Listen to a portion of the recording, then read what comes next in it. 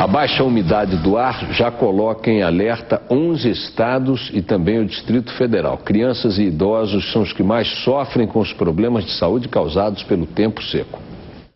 No horizonte dá para ver a nuvem de poluição sobre São Paulo. A umidade relativa do ar chegou a 20% hoje na capital paulista e a Defesa Civil decretou o estado de alerta. O tempo seco causa transtornos em boa parte do sul, sudeste e centro-oeste do país. Em Curitiba, essa foi a tarde mais quente do inverno. A temperatura chegou a 28 graus. Em Brasília, mesmo a população acostumada à baixa umidade tem reclamado do índice em torno de 20%. Há 87 dias não chove na capital federal. Nariz seca, né? Nariz ressecado, falta de ar. Em Campinas já são 39 dias sem chuva. A cidade decretou estado de atenção depois que registrou o índice de 19% na umidade relativa do ar. E os efeitos da estiagem já castigam a população da cidade. A baixa umidade aumentou em 30% as ocorrências relacionadas a problemas respiratórios nos hospitais. Isso acontece porque o corpo fica mais vulnerável, em consequência do ressecamento das mucosas. Quem mais sofre são os idosos e as crianças. Não consigo respirar. E o que você tenta fazer para respirar?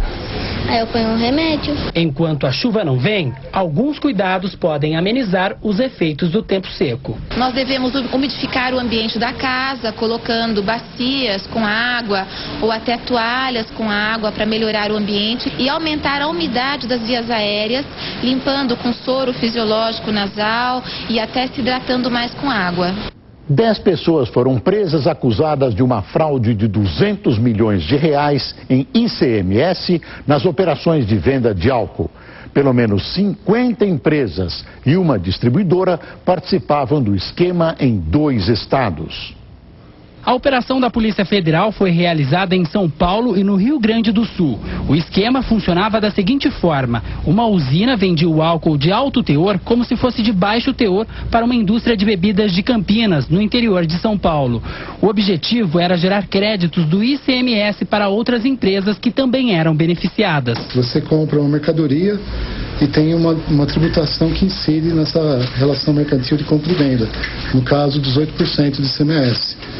Daí, essa empresa que deveria pagar os 18% não paga, a empresa que adquire pega esse crédito de 18% e utiliza para fins de compensação tributária na outra cadeia mercantil de compra e venda. Nesta terça-feira, 10 mandados de prisão e 25 de busca e apreensão foram cumpridos nos 2 estados. As investigações começaram em janeiro deste ano. De acordo com a Polícia Federal, por mês, os fraudadores vendiam cerca de 1 milhão de litros de álcool. A estimativa é de que em 5 anos, os prejuízos causados aos cofres públicos de São Paulo e do Rio Grande do Sul foram de pelo menos 200 milhões de reais. A Polícia Federal não divulgou o nome da distribuidora de álcool que comandava o esquema, que tinha participação de pelo menos 50 empresas. As 10 pessoas presas hoje no interior de São Paulo responderão por lavagem de dinheiro, formação de quadrilha, sonegação fiscal e falsidade ideológica. Acostumado a pagar as contas do mês em dia, seu Wilson teve um susto quando recebeu em casa o boleto de cobrança referente ao consumo de água. Na fatura, além do volume consumido no período, lá estava uma multa por atraso no pagamento. Paguei isso numa farmácia, que é autorizado para receber. E aí, na conta seguinte, veio que eu tinha pago com atraso. Todo esse transtorno começou depois que o dentista pagou a conta em um dos 67 postos de atendimento da CPFL Total. O problema foi o repasse do valor, 5 dias depois do pagamento. Todas as ligações para a CPFL e para a Sanasa deram em nada.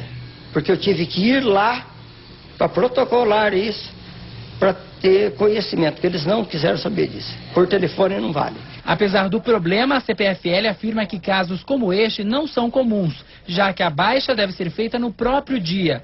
Questionada, a gerente comercial da empresa assumiu: erros podem acontecer.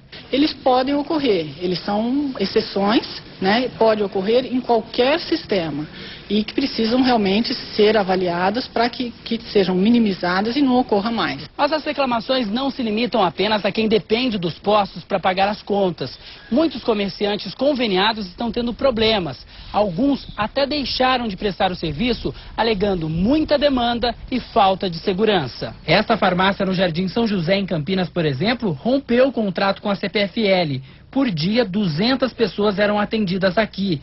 Resultado, 2 assaltos que deixaram prejuízos para os proprietários. Eles não ofereciam nenhum tipo de seguro pra gente e por causa dos problemas de assalto que a gente sofreu. Foi 2 assaltos, um sendo aqui na drogaria mesmo e o outro me pegaram no banco.